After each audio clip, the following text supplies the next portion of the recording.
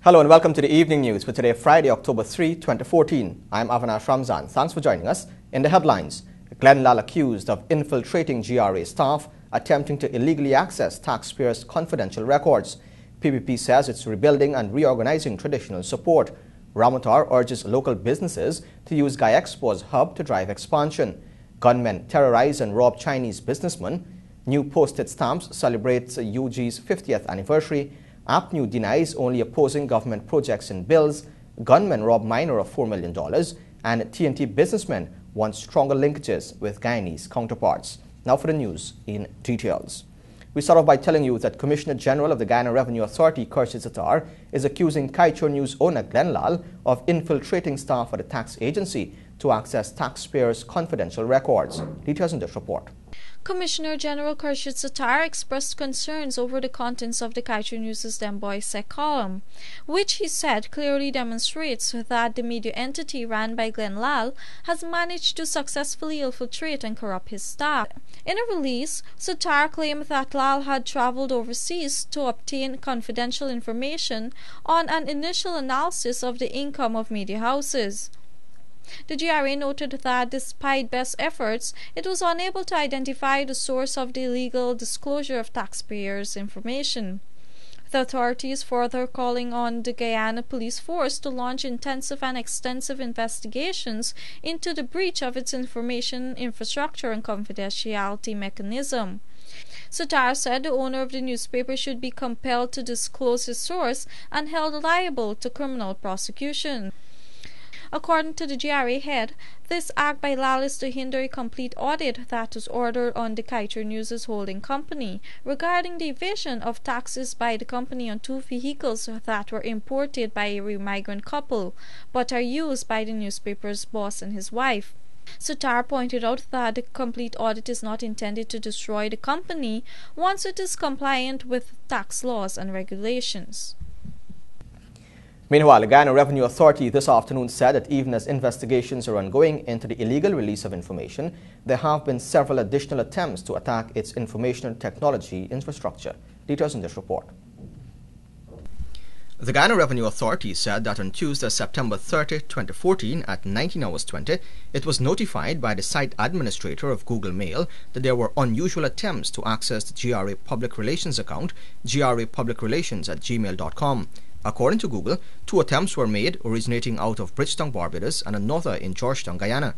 It said these attempts were unsuccessful since the person or persons seeking access to the account could not verify the requisite information. Commissioner General Khurshid Sattar has pointed out that fortuitously, the increased security measures and infrastructure thwarted these unlawful attempts. He said, and I quote, "What is extremely disturbing is that were these attempts successful, persons unknown could have accessed GRA information and perpetrate sinister plans or motives." End quote. The Commissioner General is requesting the Guyana Police Force to launch a thorough investigation into the breaches, illegal disclosures, and attempts to attack GRA's IT infrastructure. He said that it is evident that Glenn Lal and the Kaichor News have been able to obtain and have been publishing confidential taxpayer and GRA information, which leads one to suspect that these further attempts may be orchestrated to unlawfully access additional information of this nature. Sattar said this unlawful access to and disclosure of confidential taxpayer information by Lal is likely to erode public and taxpayers' confidence in the authority. This may lead to hesitancy on the part of taxpayers to submit information to the GRA for fear that this information may be accessed by Lal and similarly disclosed or manipulated to their detriment. The GRA is in possession of and will provide the IP addresses of the failed attempts to hack the GRA's email server. The Revenue Authority contends that the Kaichor News would attempt by any measures to stultify efforts by the authority to audit the company, to disparage the image of the authority and the Commissioner General thereby, and in the process eroding the public's trust and confidence in its mandate. The GRA assured the public that in light of those breaches, significant efforts have been made to bolster information security and to prevent any further occurrences.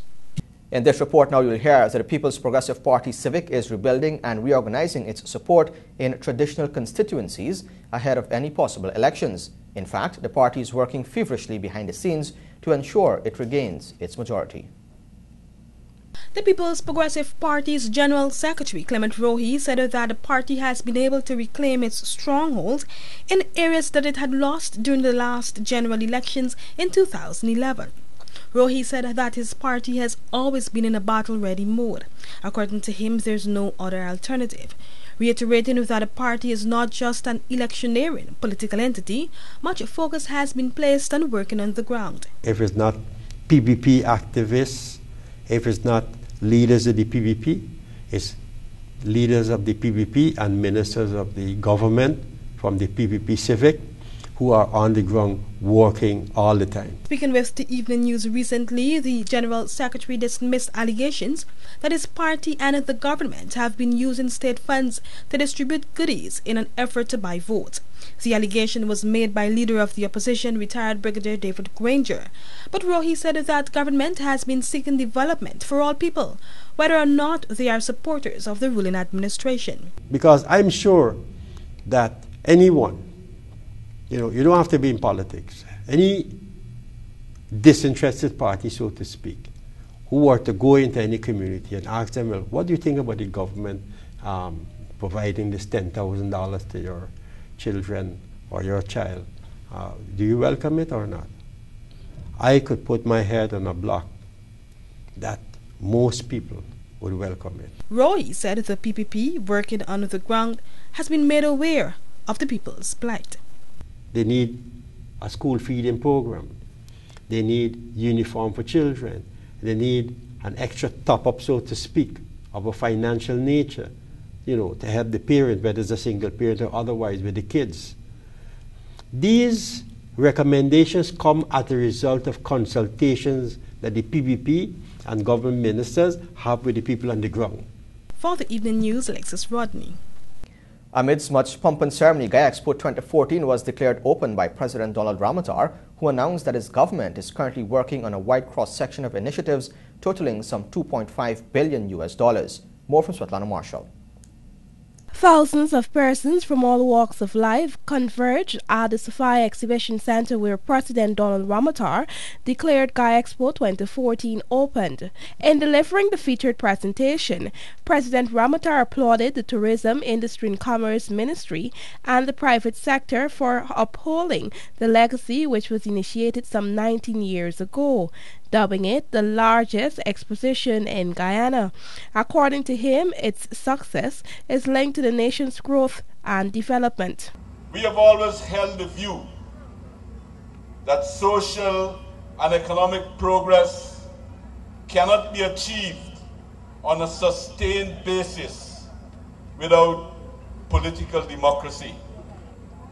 We have the separation of our powers, Parliament, an independent judiciary, a free, independent press.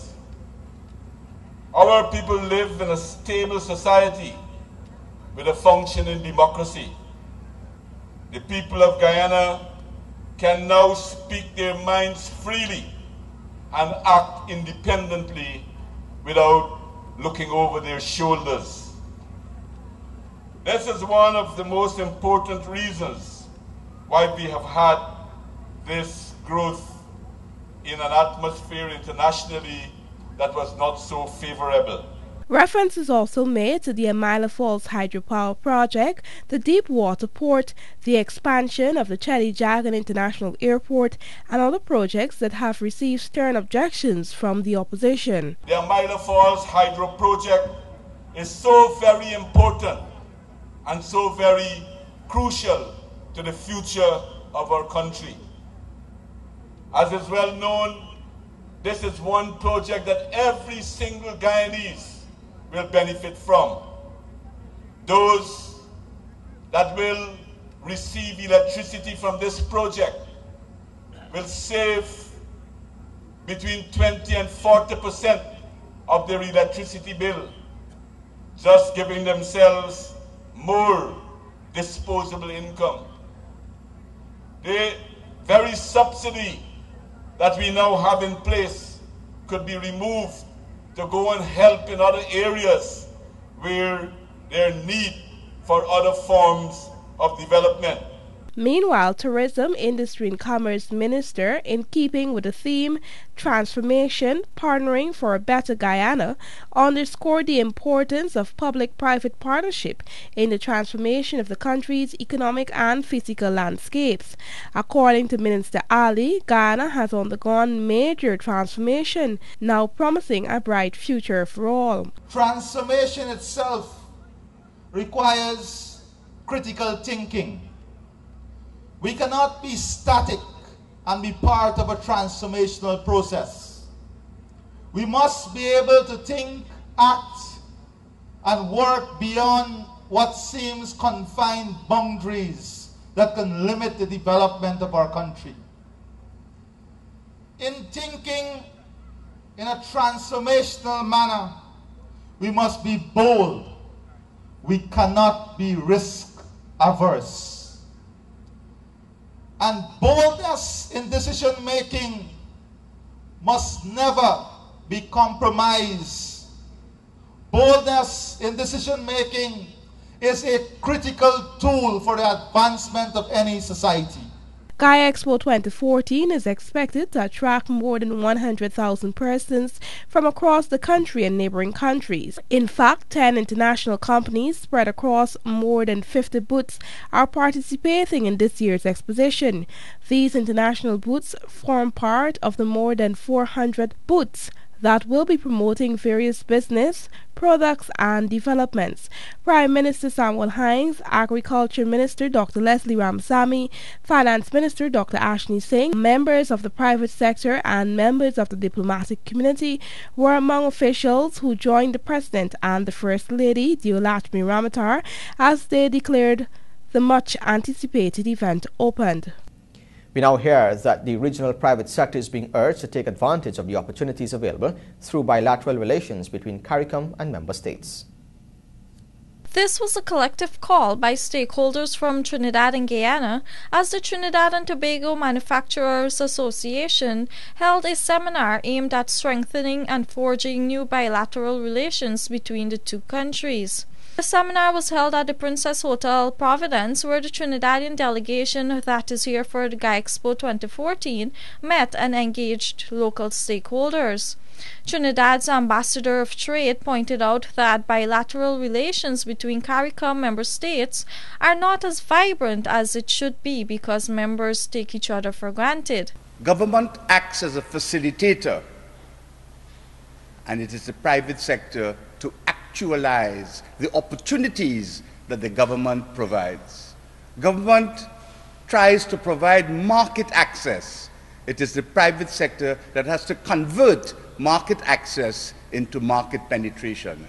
And it is for this reason that the TTMA has begun to become very proactive. Meanwhile, President of the Georgetown Chamber of Commerce and Industry also echoed that member states need to start to see the alliance opportunities among themselves. When we talk about the cost of doing business in the Caribbean, when we talk about transportation costs and we talk about infrastructure costs and related costs, the only way that's going to go down is if the volumes increase throughout the region in terms of business. That is the only way it's going to work. It's going to remain expensive until you do that. There'll be no more shipping, there'll be no more reduction in costs unless we work to make an effort to do that. So the business support organizations, as a result of that, their role is far more critical in this new age in terms of how we work together to make sure that our members and our constituents and the private sector in general take advantage of the opportunities and really gear ourselves towards 21st century business. On the other hand, Trade Minister Caroline Rodriguez-Burkett highlighted that Guyana is witnessing the benefits of such collaboration. She was at the time referring to the rice project in the Rupununi that is being led by a Barbadian national but employs Guyanese and ships to Brazil. What this project has done is much more than produce rice. Sometimes when you're dealing with large countries, getting the technologies from that country can be a bit of a problem when you deal on the government-to-government basis.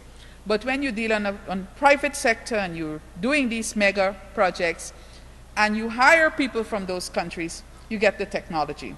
And so you have a project where there are Brazilians, there are Guyanese, working there, and it's owned by a Barbadian. I think this is excellent CARICOM South America cooperation, but also CARICOM, Guyana, Barbados, and like I mentioned, we have Brazil. Reporting for the Evening News, Vanu Manik-chan. The owner of Chow Hing Chinese restaurant at Rosignol on the west bank of Berbice was severely beaten by 6 armed men who then escaped with an undisclosed sum of cash and other items. The robbery was committed on the business place at about 19:25. Su Young, aged 49, was assaulted about the body, but more particularly to the face, after he reportedly refused to cooperate with the bandits, who were armed with handguns, cutlasses and knives. The police are probing the matter. Leader of a Partnership for National Unity, David Granger, says that contrary to what was said by President Donald Ramotar during his recent visit to the United States, there is no questioning to the fact that Guyanese have a right to both local government and general elections. More from Alexis Rodney. President Ramotar, during a recent discussion with the Guyanese diaspora in New York, reportedly said that the leaders of both political parties needed to be sure about which election they really want.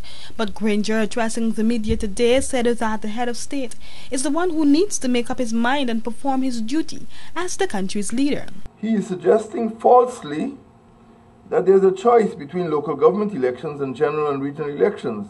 That is, between cake and bake.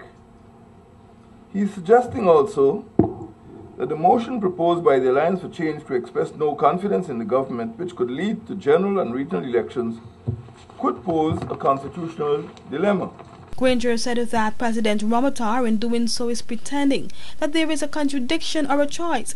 He said that the president has failed the nation by not exercising his executive and constitutional duty to make a timely decision on a date for local government elections.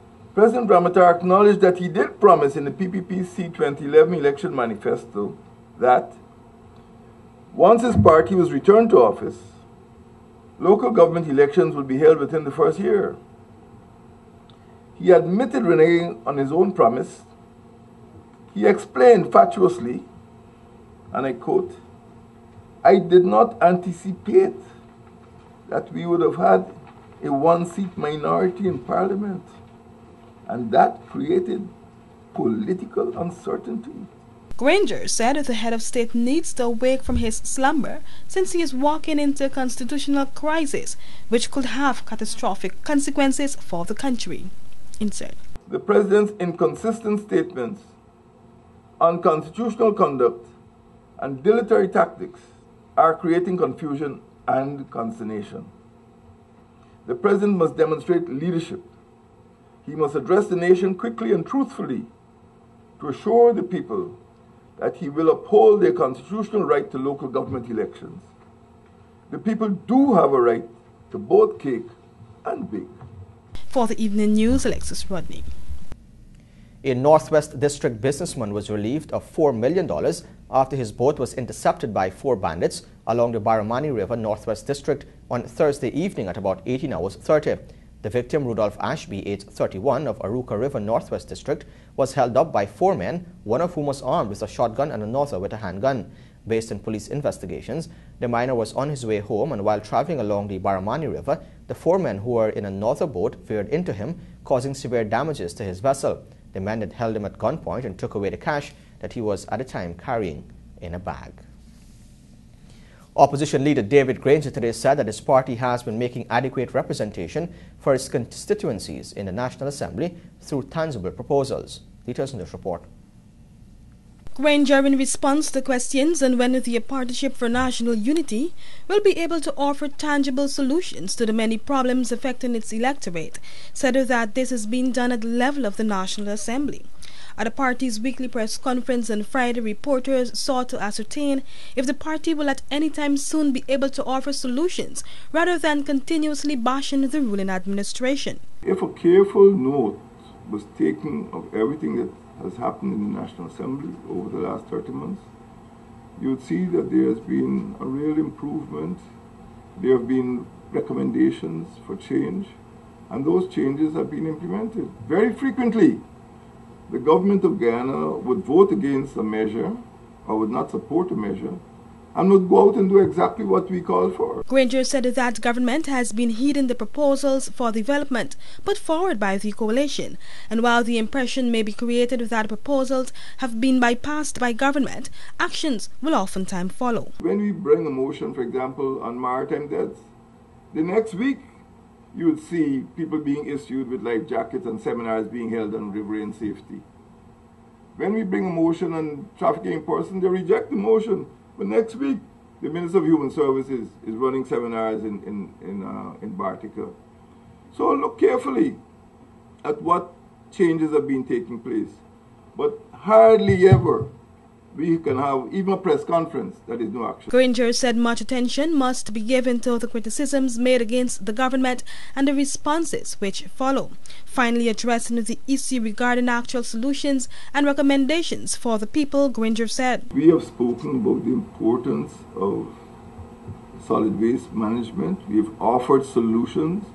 We have spoken about the importance of public health, so that we could avoid vector-borne diseases such as chikungunya and dengue and filaria and malaria. We've offered proposals for better lighting, for the removal of these hazards, where people just fly through these villages and kill children. There need to be pavements, there need to be street lights. We've offered recommendations for community facilities to improve entertainment, sporting, leisure facilities. I don't know where you've been listening to, but all of these things have come out. For the Evening News, Alexis Rodney. More news still ahead. Stay tuned. This is the Evening News.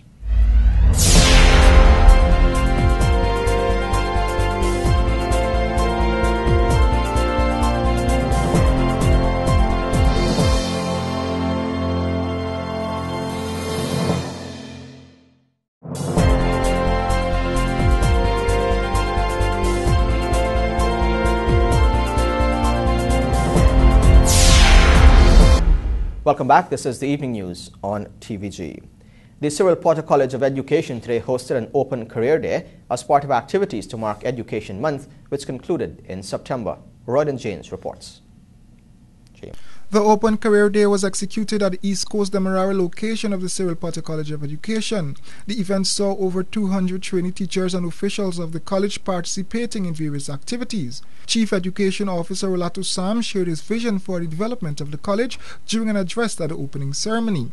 More importantly, I think within the next 5 years, we as a nation must be able to extend to most, if not all, of our applicants to the teaching profession the demand, the mandate that they must first be trained before becoming a teacher. Senior Geography lecturer Tremaine Feroz highlighted the importance of the subject, although it has been neglected by many secondary schools. The reason why we came up with this particular boot and looking at geography is that we find that geography is a subject that is not done in the secondary schools. Many teachers here at the college are not up to do it because they find it to be difficult. Meanwhile, the first visually impaired student of the institution, Rosemary Ramit, told the Evening News that she is being treated like every other student. Honestly, challenges, no challenges really, because what the program is really about and the teaching is that the lecturers would come and tell you, give you the course outline, and then it's your responsibility to go and get research done. So just like everybody else, I have to go get my research done and, study and so. Scores of students from various education facilities participated in the Open Careers Day. Over the years, government has been working to train more teachers to meet the demands of the thriving education system. Special emphasis is being placed on targeting specialist teachers in the areas of science, technologies, engineering and mathematics, as well as the English language. It is hoped that more students will make the choice to become future educators and teachers after visiting the Open Day. For the Evening News, Royden James reported. The Ghana Post Office Corporation, in collaboration with the University of Guyana, has launched a new issue of commemorative postage stamps to observe the institution's 50th anniversary. Stamps are available in $80 and $150 denominations and can be purchased at all post offices countrywide commencing Tuesday, October 7. According to a release, commemorative stamps are the perfect memorabilia to celebrate an anniversary or significant event. Such stamps are circulated both locally and internationally to a wide spectrum of persons. These stamps attract the interests of people who purchase, sell, and store them as valued collectibles. Representatives from Canadian colleges are meeting with the technical institutes here with the aim of curtailing and redesigning some of the courses they offer to the specific needs of the various local industries that provide jobs. More in this report. The initiative, which is aimed at making local courses more industry-specific, was birthed as a result of discussions with the Colleges and Institutions Canada organization. The move hopes to boost Guyana's overall economic development while making students themselves more equipped and prepared to deliver in the world of work. Head of Aid within the Department of Foreign Affairs and Trade Development at the Canadian High Commission Office, Daniel Jolie, explained what areas emphasis will be placed on. The KEFI program is supporting two strategic partnerships in Guyana. The first is between the Linden Technical Institute and Canada's College of the North Atlantic in collaboration with the Marine Institute of Memorial University in Newfoundland. This partnership focuses on the development of a new program in heavy-duty equipment maintenance and operations and addresses a critical need for Guyana's thriving mining industry. Senior Technical Advisor for the project, Craig Morrison, informed this newscast that the sessions between the various institutions and the industries are ongoing and classes should begin in January with the newly developed courses. There's an increasing demand for what is called employer-driven training. So the private sector and industry here in Guyana has stepped up to the plate. They are talking to the public sector institutions such as the Guyana Technical Institute and the Linden Technical Institute. And together they're working to develop new programs that will ensure that graduates have the proper skills to go out and work and contribute to the workforce on day one. There has long been a concern that the technical institutes here have not been doing enough to ensure that their graduates meet the expected standards of the industries within which they hope to work. For the Evening News, Alexis Rodney. The Association of Caribbean Media Workers, the ACM, is making preparation to engage in a UNESCO-supported project to develop a framework for media self-regulations in the Caribbean. Stakeholder consultations will take place in Guyana, Jamaica, St. Lucia and Trinidad and Tobago this month to explore models and options for media self-regulation and to engage in frank dialogue on media ethics and standards. In Guyana and Trinidad and Tobago, the ACM will also participate in workshops associated with the work of the media at election time and host separate sessions on charting a way forward on the issue of self-regulation. The Guyana consultations will be hosted on October 18 and 19 in collaboration with the Guyana Press Association. The Guyana event is pegged to a workshop sponsored by the Canadian High Commissioner on Media and Elections. In Trinidad, a seminar will also be held on covering elections. In observance of World Action Day 2014, the Federation of Independent Trade Unions of Guyana participated in a spirited rally in March. More in this report. The Guyana Agriculture Workers Union, Clerical and Commercial Workers Union and the Bank of Guyana on Wednesday held a rally in March to observe International Action Day. Speaking at the event was the General Secretary of GAHU, Sipal Narain, who highlighted the significance of Action Day. The WFTU has been observing International Action Day for 5 years now, and has used the day to reflect on important issues which are prevailing in the world. Last year and the year prior, Action Day focused on the subject of food, water, books, medicine and housing for all. Meanwhile, President of FITA, Carville Duncan, explained that unemployment is a worldwide problem and every Guyanese can be employed if they remain focused on their career despite the many challenges faced. The 3rd of October as a date to celebrate unemployment is embedded in the fact that unemployment is haunting nearly every country in the world. I can only speak with some accuracy of what is happening in Guyana. Do we have unemployment in Guyana, or do we have underemployment in Guyana? That is a fundamental question. And before that question can be answered, one needs to consider a fact. And the fact is is our institution, and I refer specifically to the University of Guyana. Are they training people for employment, or are they training people for professional career?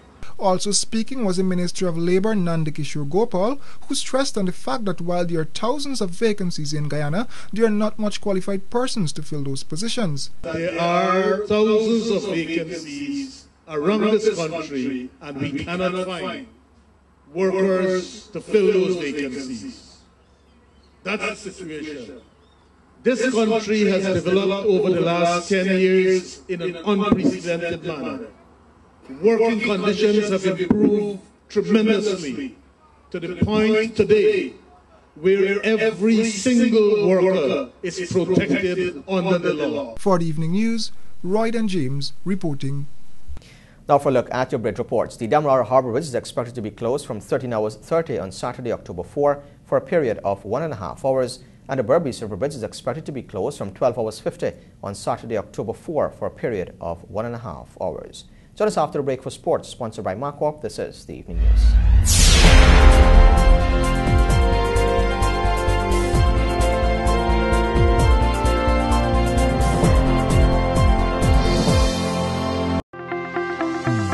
Every day presents a few more challenges. Keeping your business running shouldn't be one of them. That's why we work every day towards ensuring your overall satisfaction. With over 100 skilled technicians and engineers equipped with the tools and skills to help you do more. With the largest parts inventory in Guyana, over 10,000 line items readily available. Driven by your success is not just a set of words to us. It is a code by which we live. That is why we are proud to say that we are Bridge.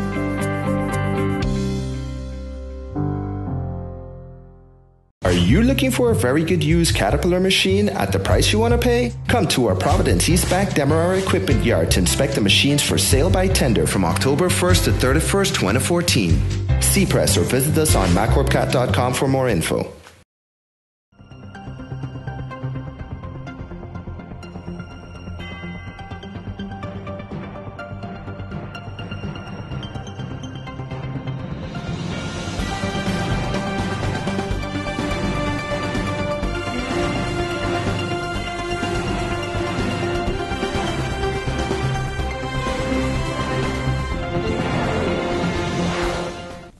Welcome back. Now for a look at sport, but first the headlines.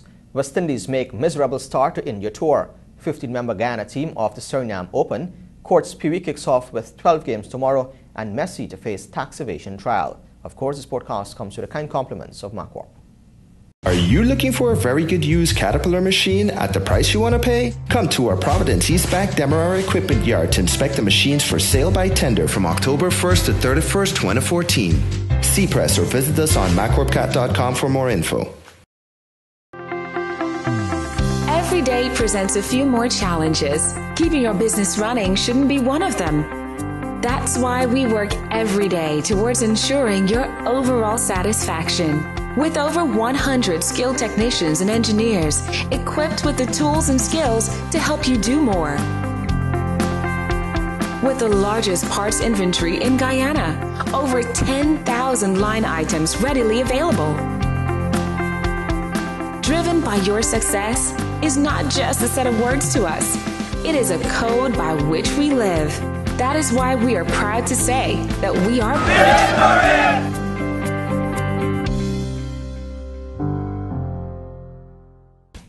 Welcome back. Now for the details.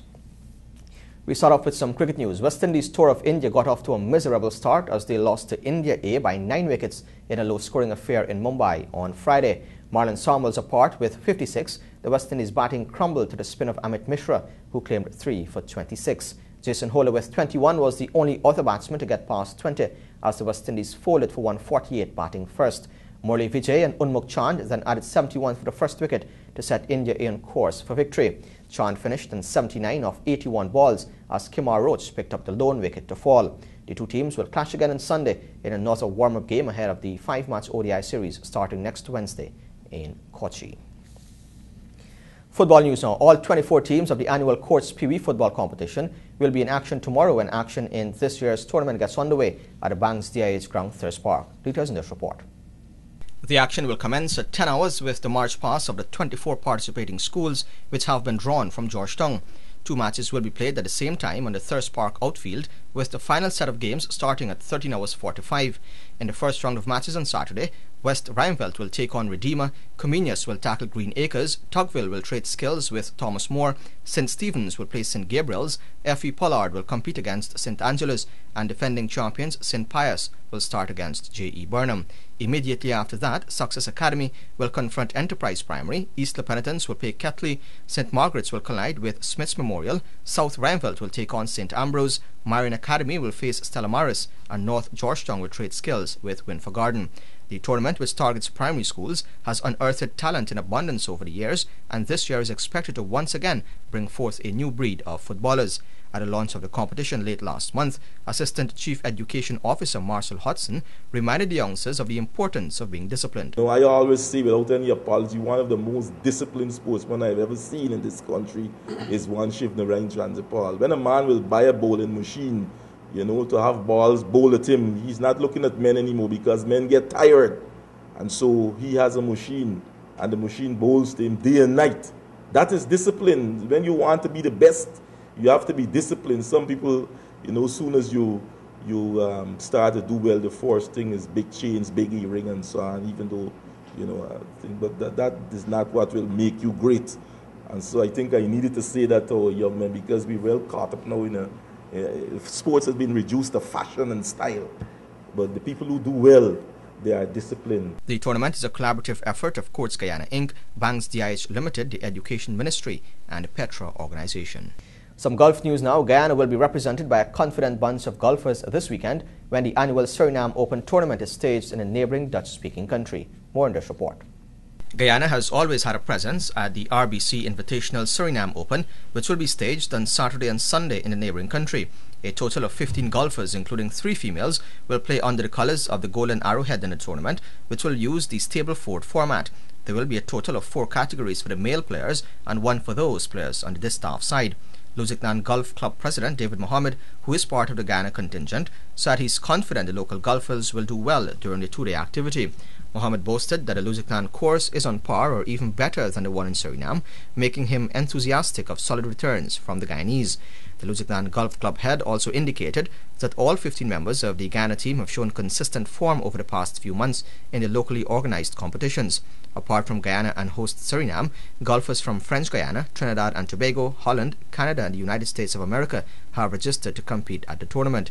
The Guyana team is Mike Gaiden, Dr. Philbert London, Shonella Webster, Troy Cadogan, Kishan Bacchus, David Mohammed, Joanne Diao, Imran Khan, P. Lautam, Carlos Adams, Lekram Ramsundar, Parmanand Pusod, Christine Sukram, Alfred Mentor, M. Bagwandin, Brian Glatsford and Chatterpaul Dio.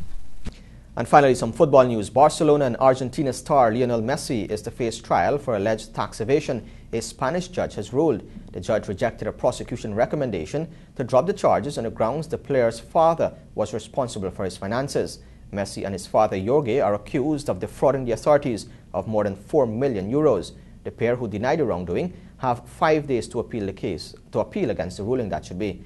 It is alleged that they withheld monies between 2007 and 2009. The footballer and his father are suspected of avoiding paying Spanish tax by using companies in Belize and Uruguay to sell the rights to use Messi's image.